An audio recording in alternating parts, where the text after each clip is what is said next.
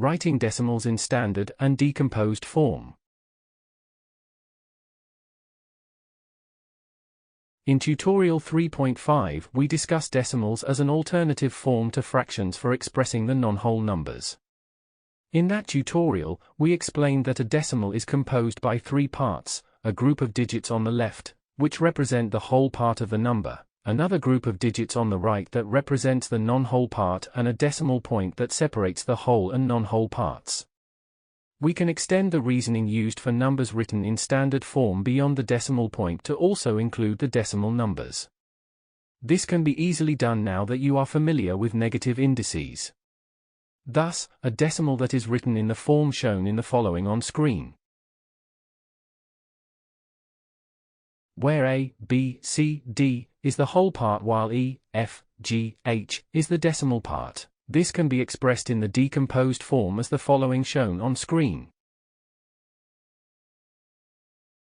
In other words, we have the following shown on screen.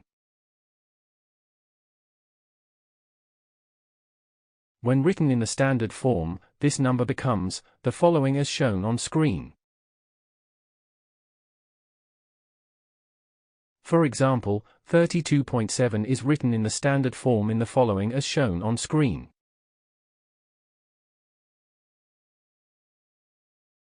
Example: write the following decimals in the standard form.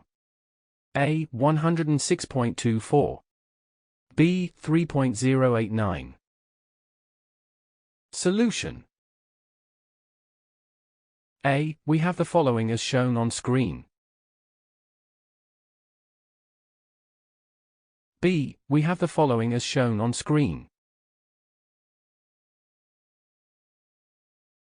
That is all for lesson 7.3.2. To continue this tutorial, please watch 7.3.3, Addition and Subtraction with Numbers in Standard and Decomposed Form.